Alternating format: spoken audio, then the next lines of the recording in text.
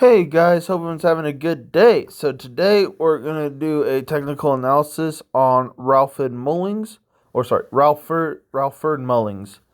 Excuse me for that. I want to thank uh Bew Throws. I never know how to pronounce that name. They're one of the biggest throwing channels. Go sub to them. Go do whatever. Like they're fantastic. They always are so good about promoting throws and all that. Love them so much. So thank you for producing this video.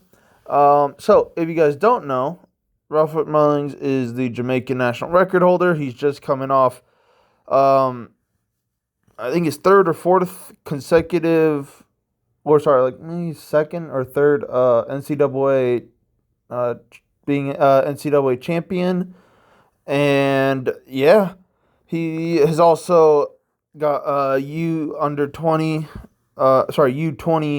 silver medalist in the U20 championships. He has a whole bunch of accolades. Still really young. He's only 23, throwing 72 meters. At Ramona, but still like pretty far. He's thrown 69 plus two without wind, I think. And he's got to be top five in NCAA history, I think, in terms of mark, and definitely in terms of discus. I mean, you win that many times. He's beat Miklos Alekna at the NCAAs. He's beat a whole host of really, really, really good throwers. And, he's just part of the, God Squad Jamaican team that they have. It's crazy how, like, Jamaica has just suddenly become a powerhouse in the throws. All it used to have was, like, Frederick Dakers and, oh, man, he got bronze in the 2015 championships. Why am I forgetting his name? I've even done a video on him. Oh, that's embarrassing. Oh, well. But this video's not about him. But let's get into it. So, I think he has, obviously, to throw this far, fantastic technique. And I think we should analyze it. And that's why I'm making this video. No other reason, really. I've actually been planning to make this video for a while. It just so happened that to correspond with him just winning another NCAA title. But I've been playing this video for months. So, yeah, because I think he has some of the most fantastic technique ever. All right. And I just love, and I keep reiterating this in all my videos, just how basic his technique is. Stick to the basics and you'll throw far. All right. All this fancy, like, movement and stuff. Yeah, it looks cool on camera and stuff. Usually does not equate to far throwers. You look at the farthest throwers ever. They have the most basic technique in the world. All right, they don't do a bunch of crazy stuff. Women can get away with little crazy stuff just because the implement's just so light. They can just kind of not do whatever, but they can just get away with a lot more stuff than with a guy throwing a 2K disc or a 16-pound shot. But you really see like women have kind of crazy techniques sometimes in discus compared to the men. The men, like some of them, like a Vice Heidinger or something, they, for the most part, they'll have pretty standard technique, honestly. And Mullings here is among them. And that's why he throws far. And that's why he's consistent all the time. And consistency is why he wins a lot. So, let's get to this. So, first of all, body type. I know I don't usually talk about this. He has one of the best bodies. No, whatever. But, like, in terms of, like, if I'm building a discus thrower, I think Virgilius Alekna has, like, the best body ever for discus. In terms of like being 6'9" with like almost an 8-foot wingspan and just lean 280 and fast and stretchy. I mean, it's just perfect, and that's why I consider him the GOAT. Mullings here, super long, has a super stretchy technique as well. Just look at his wing, like his arms are insanely long. He's really tall. He's hitting all the good basics, and he's lean. Discus throwers usually are pretty lean. Now, I know some of them, like Peter Malachowski and like Daniel Stahl and stuff, they're not like the leanest human beings on earth. But, they also are strong as hell. So they can kind of get away with that. Not to say, like to throw over 70 meters, you gotta be strong. I've never seen a 70-meter thrower that can't at least squat around 600 pounds, bench probably 480 plus. Probably way more than that, honestly, if you're a 70-meter thrower. Probably the weakest one of them all is probably Mikolos Alekna. But that's just because he's crazy fast, super nice rhythm, and just hits positions that just nobody else ever can hit. So he's a very just different kind of beast. But for the most part, you got to be strong to throw far. I know, hot take of the year, right? But yeah, you've got to be strong. All right. So I know like people tell you, hey, weight room isn't everything.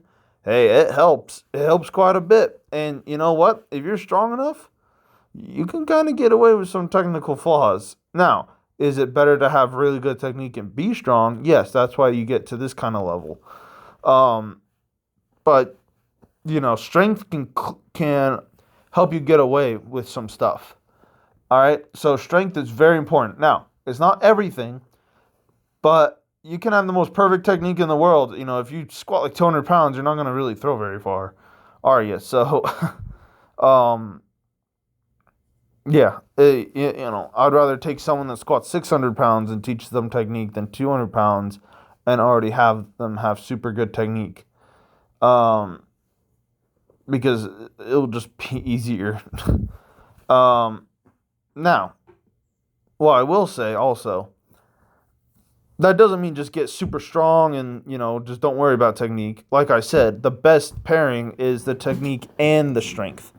All right? So, if you have that 600-pound squat and somehow you get as good as Ralford Mullings, like I bet he has around a 600-pound squat, at least over 500 at the very bare minimum. That's how you get to throw 72 meters. So, and, also being a genetic freak of nature, that helps too. But, yeah, I don't know why I just went on that rant. But I don't really talk about that kind of stuff very often, or it's been quite a while since I've actually talked about that. And I felt that in a technical analysis on Ralford Mullings, I thought that was a good idea. So, whatever. It's my video. I can do whatever I want. So, let's get to the actual technical analysis. So, first I want you to look at his base. I always try and point this out. Let me get a straight line. See. Here, why can I never just draw a line? There. And there. All right. So, fantastic here in terms of having a wider than shoulder width base in terms of his leg to shoulder ratio.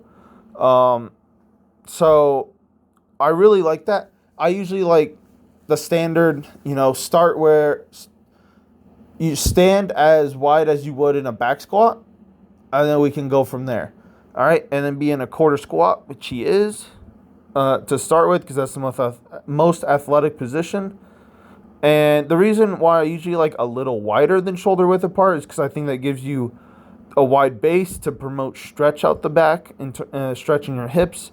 And it just makes you the most stable and the most balanced and gives you the best of both worlds, where you're not too wide that you just can't move, and you're not too short in your base, which makes it way harder to get over your left and a lot harder to create stretch, and you're more likely to just fall into the middle and skip a lot of the back of the ring part of the throw. So I think he does a really happy medium of just a little wider than shoulder width apart. I really, really like that.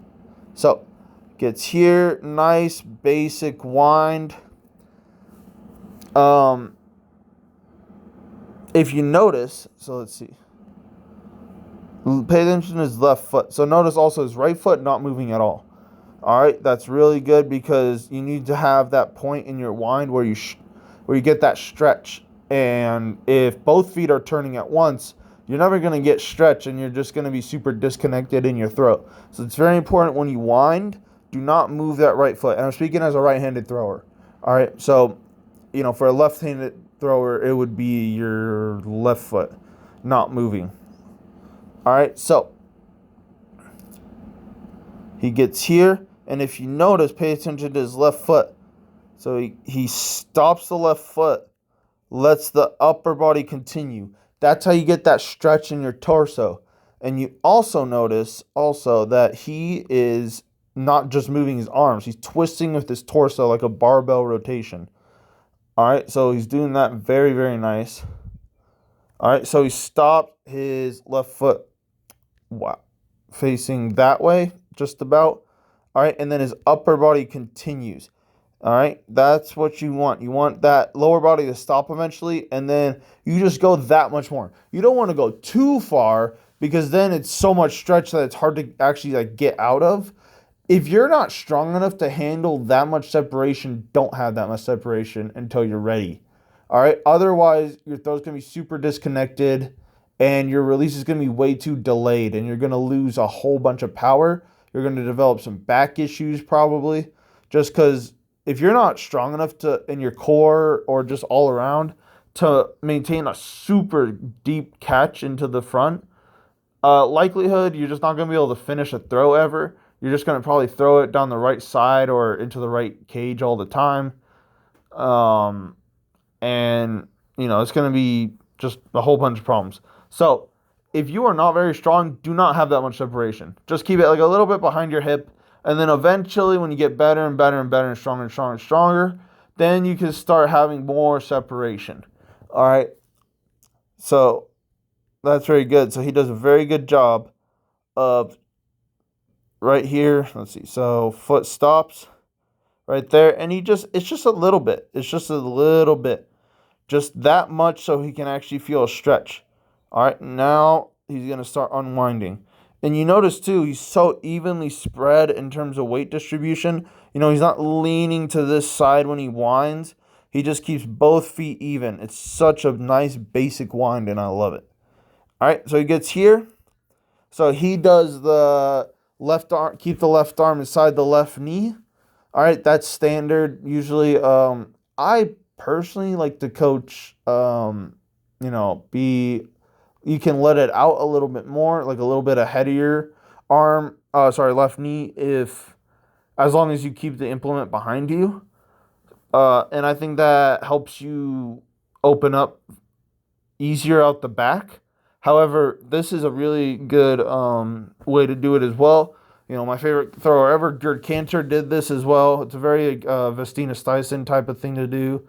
Pretty sure Daniel Stahl, I don't know if he still does it. I think he did at one point. A whole bunch of throwers do this. And the reason why is because it makes their lower body go ahead of their upper body, which is what you really want. And it promotes you to not pull out the back with your left arm.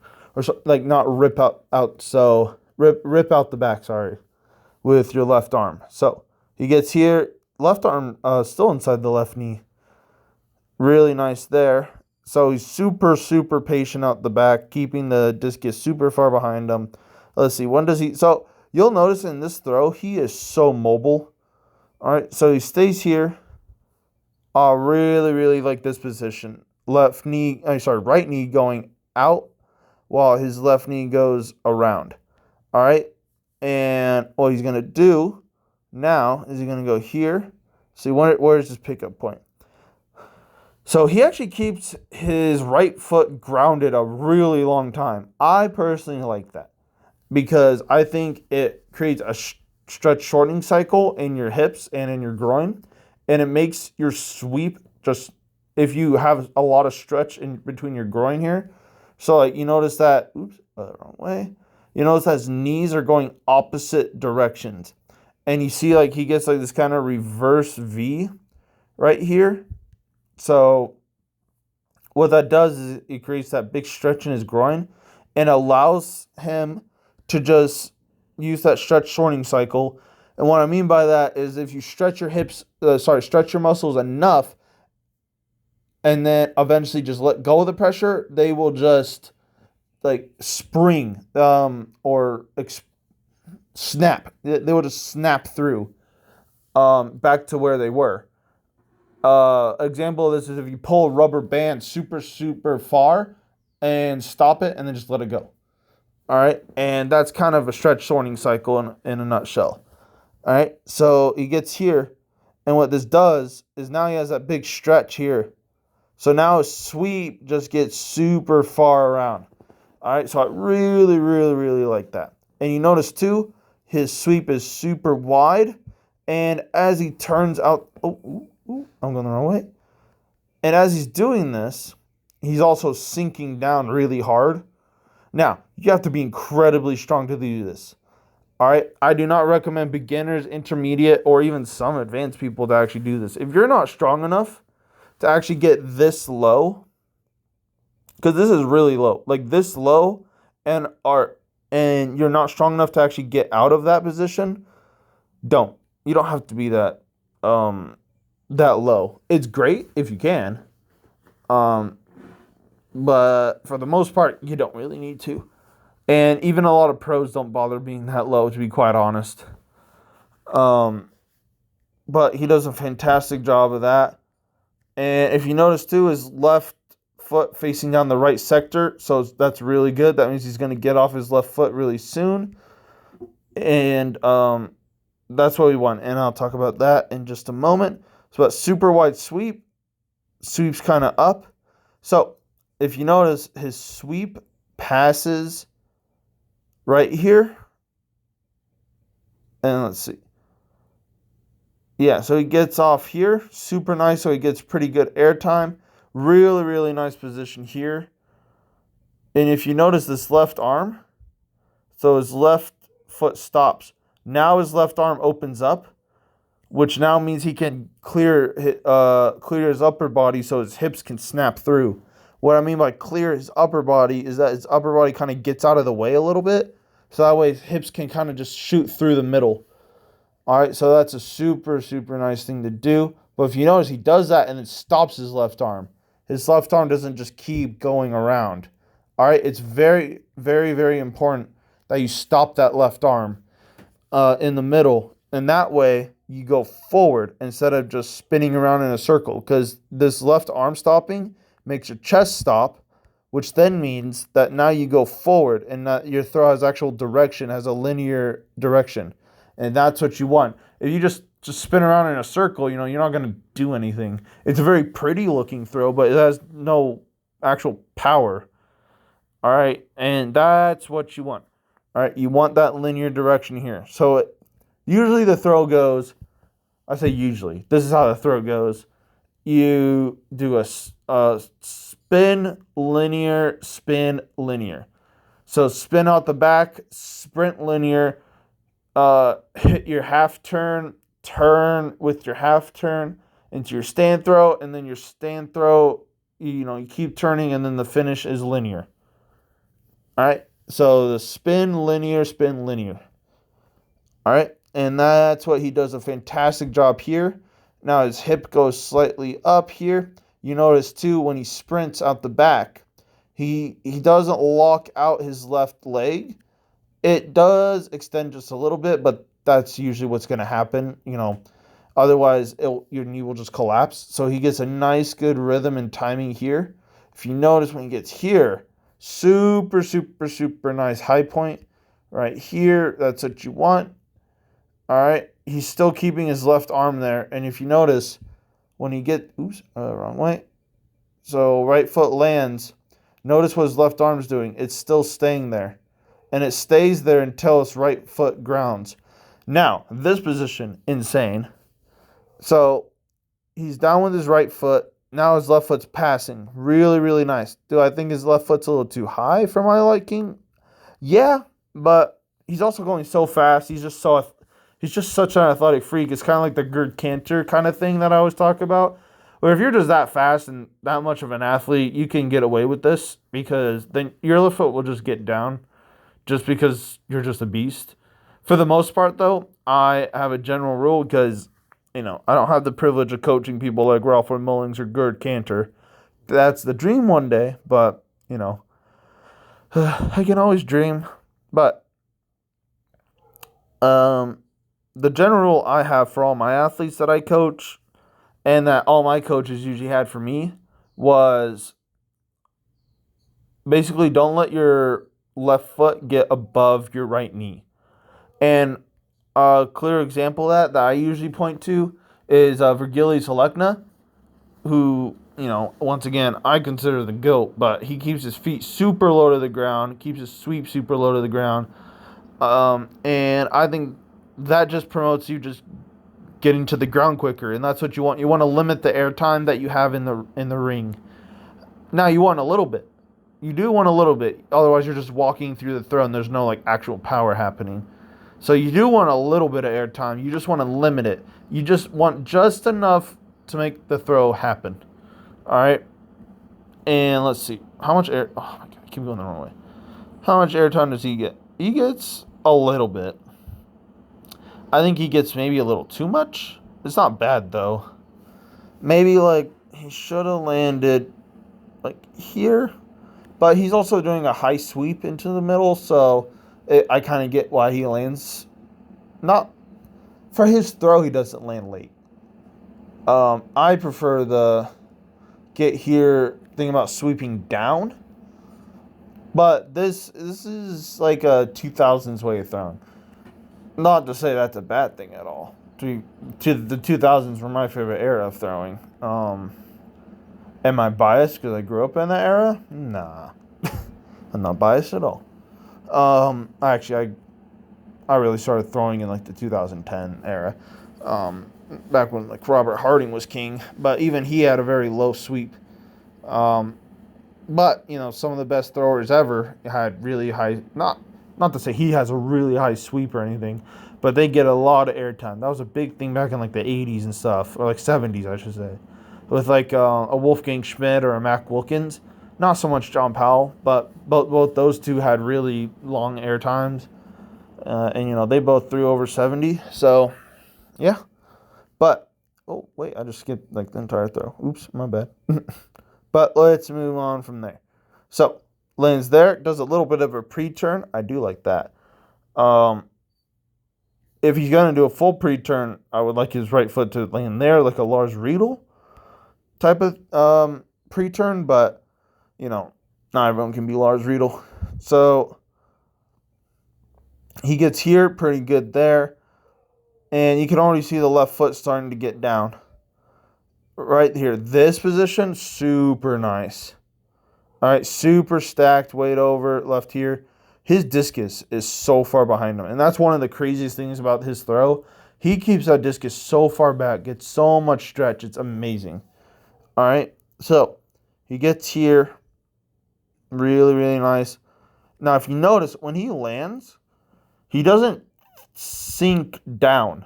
All right, I see a lot of people try and do that because they want to feel like a squat when they release. You don't want that. The best throwers in the world nowadays, they land and they just turn.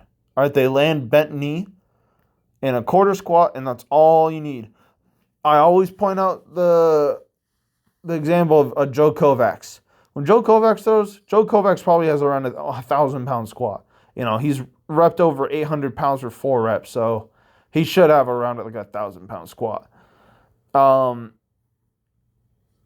When he lands, he is so tall. In fact, I think he's actually taller than Ryan Krauser when he throws. You look at a Daniel Stahl, he's pretty tall when he throws. And what I mean by tall is not like the actual physical stature is tall. Daniel Stahl is kind of tall. I mean tall in the legs. They don't sink down like a Brian Ofield or anything. We're way past that era of that.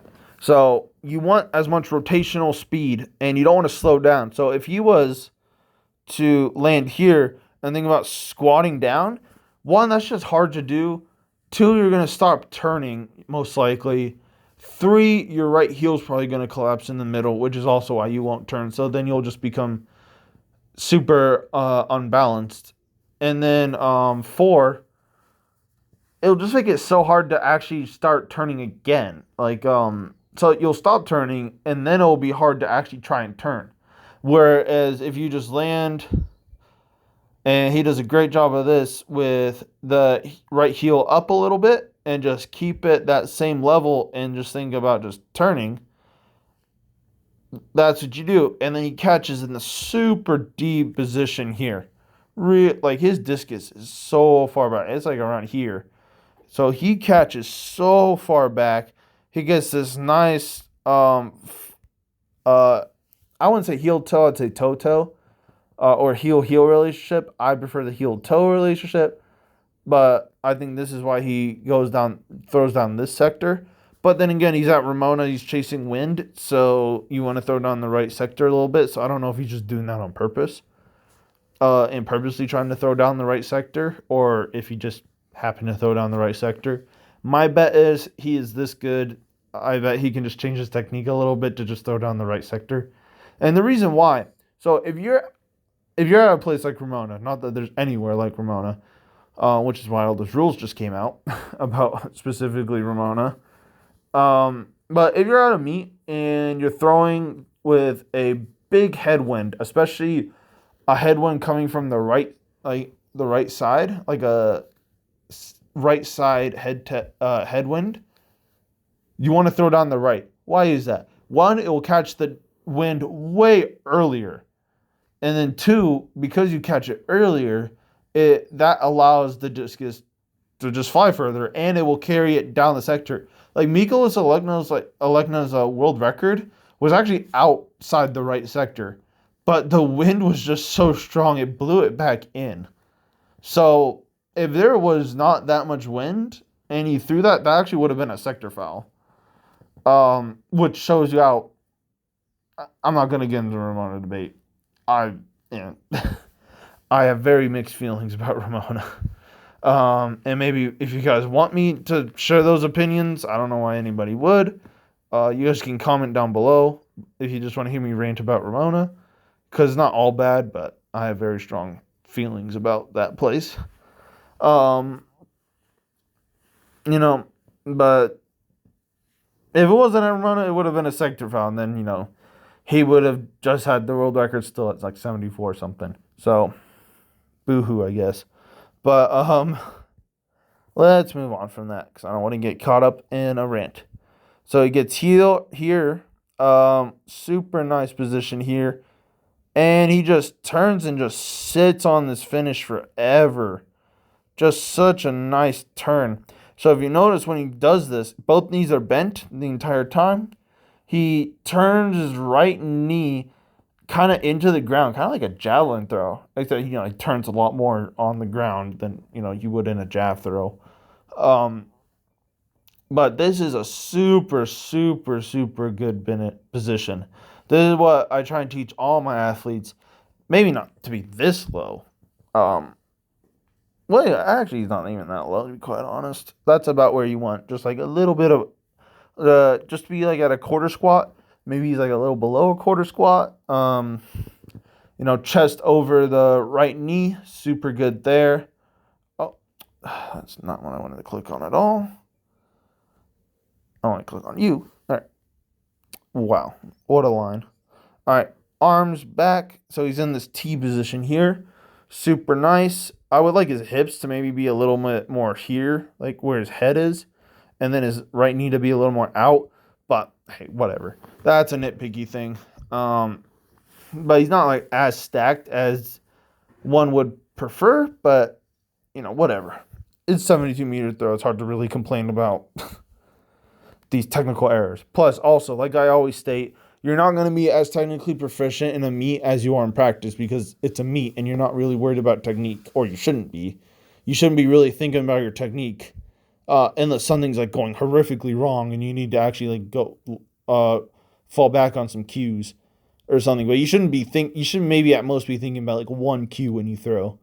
But it should mainly just be about tempo and just kind of getting after it, just trusting your technique that you've hopefully done thousands of reps on that season.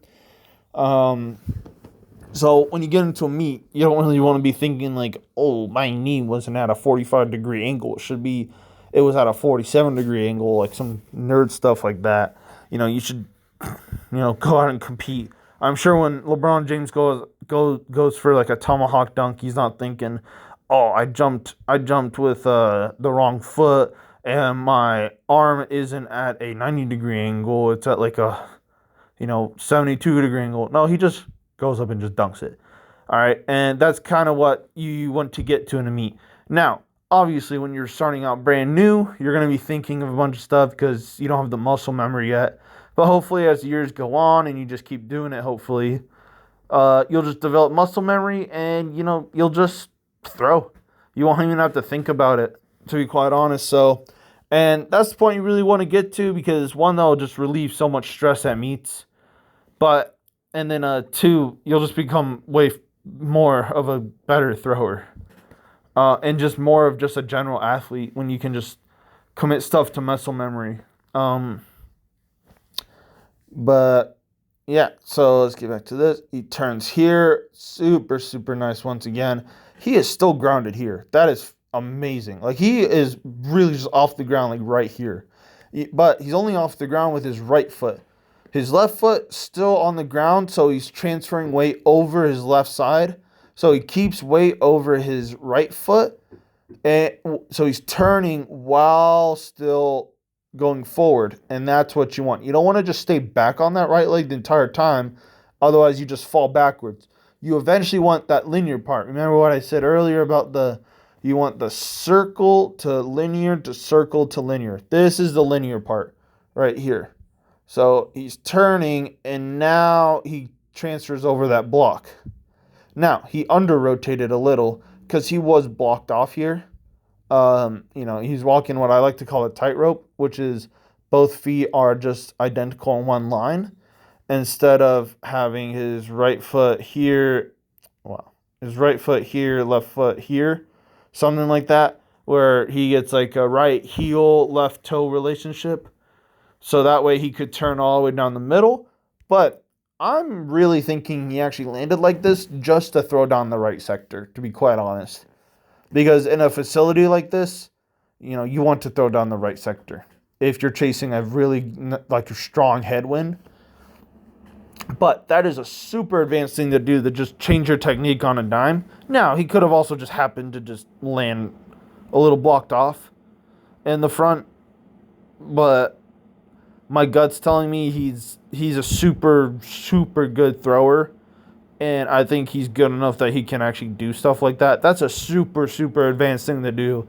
To just be able to just change your technique a little bit just depending on wind conditions. Like, some people are that good that they can change their orbit to have a flatter orbit if there's a strong headwind. Or they can change the orbit to a slightly higher orbit so that they release a little more up if it's a tailwind. And you want to release a little flatter, not like super flat, obviously, when it's a strong headwind, because you want it to catch low, so then the headwind will get under the discus and the discus will fly up. If you're in a super strong headwind and you throw up, it's just going to catch the wind in a bad way and just make it just go straight up in the air, and it's not going to go anywhere. But if you're in a tailwind wants to push down the discus. All right, so you want to release it a little bit higher to prevent it from making it go down as quick. Side winds, you're kind of just screwed. Hopefully you'll have a right side wind, which means you would want to throw a little bit down the right sector. So if you're not good enough to just change your technique on a dime, you could just offset a little bit. So you would offset like this way, so then you would just throw down that way. If you're in a left wind, what you would do maybe, this is only if it's like strong. If it's just like a slight breeze or something, I mean, that's not really going to affect your discus that much. But if it's like a strong, just pure side left wind, if you're a right-handed thrower, that's probably the worst wind you can possibly have. But if you can do it, you can offset just a little bit this way. So that way you're throwing into the left wind. So that way, hopefully, it won't push it outside the right sector. And you can still catch kind of a wind. It's not the best wind in the world, but there are things you can do. But again, this is only if it's a strong left wind, not like Ramona strong. Like no places like that. That's why all these people go to Ramona. But you do want a little breeze or something, or like a little gust of wind here and there. You don't need to do all that. Just throw normally and you'll be just fine. All right, sure, you'll probably get screwed over because a side wind, no matter what, is not the most ideal. But all your competitors will also get screwed over. So, not the worst thing in the world. But this isn't a video about wind either. So, I just thought I'd give those little tips. If people are still competing in like the summer and stuff. So, and also, remember I said he under-rotated. How I know that is, one, I can just kind of see he under-rotated just a little bit. Two, you can always tell because he threw down the right sector. And three, look at where his right foot went when he reversed. So, that's not where his left foot's there. Let's see where his right foot goes. Way over here. All right, so, if you under-rotated or over-rotated in the throw based on, if you're a reverse thrower, where your right foot, if you're a right-handed thrower, reverses to. If he actually did not under-rotate, his right foot would replace where his left foot was in the front. All right, where the line I drew is. So, he under-rotated because his right foot landed here. He would have over-rotated, which means he just got into the air a little too much and just kind of threw with his hips in the air and just did like a twisting motion. And that would mean that his right foot would go somewhere like here. All right, so he under-rotated, but again, I think he did that on purpose because with this kind of wind, if you just under-rotate a little bit, but he didn't under-rotate too much, and you just catch that right hand headwind super early, that's what you want. All right. Now, not everyone's going to get the chance to compete at Ramona. So, but there are places too that have super strong headwinds. So that's a little tip too. If you encounter a super strong headwind, take advantage of it. Try and throw down the right sector. All right. But yeah. Other than that, fantastic throw, super good. The last thing I want to touch on is his rhythm. So I always use rhythm, da-da-da, left, right, left, left, right, left. Ryan Krauser just had an excellent video, as all his videos are, on rhythm that you want for shot put. Discus is the same thing pretty much in terms of the da-da-da. And, the left, right, left. And that's for right-handed throwers. And I'm just going to play this a couple times. Oops, let me actually just... The left, right, left. All right. Tempo is so crucial to throw. You cannot hit the correct positions and the correct sequences without rhythm and without tempo. So it's so critical, especially in season, to take a lot of tempo sessions in your practice. And just don't even worry about technique. Because hopefully by the time you're in season, your technique is pretty solid by that point. Or it's not really going to change that much in season. So you just want to now just start getting reps of what it would be like in a meet. The left, right, left. Nothing too fast. So you don't want left, right, left or anything. You want left, right, left. And that little pause in between is the air time in the middle. Let's see.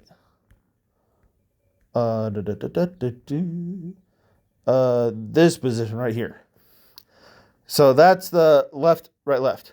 Left, right, left. Da, da, da. All right. And you just want to commit that to memory. The da, da, da. Left, right, left. Some people even actually hum it when they throw. The when they throw.